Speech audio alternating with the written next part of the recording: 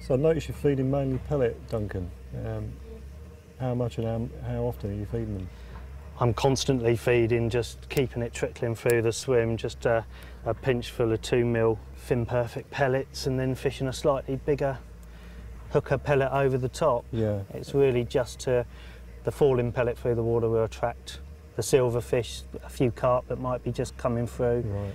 And then once it gets on the bottom, the tench, the crucians are going to be mopping that up. So yeah, I'm just constantly, but not big handfuls, just a pinch full of pellet every pull in. And then obviously once your swim gets going, then you can actually up that more and more. Yeah, have you softened those pellets?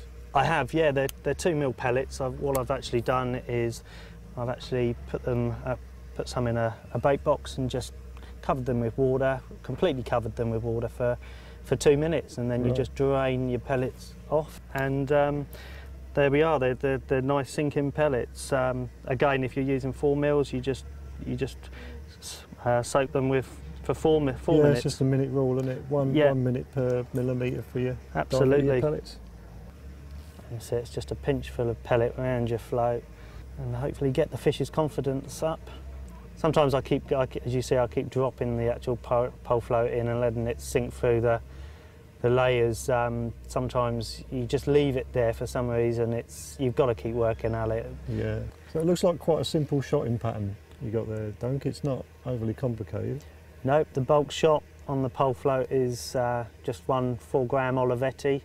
That gets the bait down halfway, and then I've got 2 number 8 and a small number 11 as droppers. I can move those around as I wish, just to get a slower drop or a faster drop.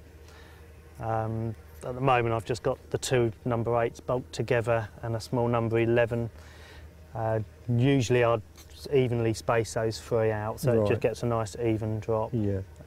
But yeah, the Olivetti is a nice way of getting a bulk shot in. It doesn't put any... It's fairly tangle free, isn't it? Yep, and it doesn't cut into your line like lots of shotting will do. So, and again, you can change the size of the Olivetti if you want to put more bulk shot, more droppers on. So it does give you a bit of versatility. You shot it right down, so you've only got about 5mm really of the tip showing. I mean, it's really sensitive, and again, because you're halfway or just over halfway down the bristle, it's going to show lift fights really well. As much as dips, It's, you get bream or crucians, fish that tip up to pick up bait and then right themselves. You often see that. Quite often the float would just pop up and then it'll go as a fish picks it up, and then... I know a lot of people struggle with the telltale shot, the one closest to the hook, and the positioning of that. How far away do you have it? Do you move it? I do move it. I move it constantly at the moment. I've just changed my shotting. I've just come shallower. My float's not really stationary. I'm getting a little bit of drift or undertow coming in towards the bank, so I'm just going to actually pull the shotting down a little bit. And in theory, the very small shot, the dropper shot, the telltale shot as they call it, is... I wouldn't take it any closer than an inch to the hook, but quite often I will fish that and within an inch of the hook. Yeah.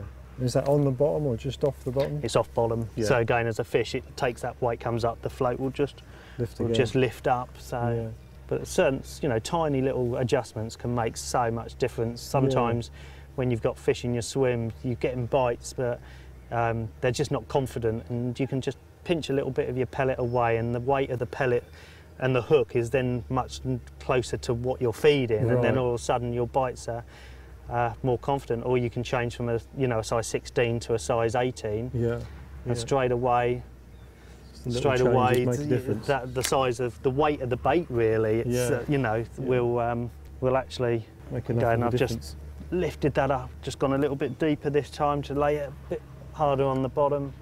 Yeah, that's the beauty of this method, and you can constantly change your shot in or your depth very slightly, fish a little bit further out just by swinging the rod round a bit, come closer to the reeds or further away. You can really work at it, can't you? Yeah. And see what was working best on the day.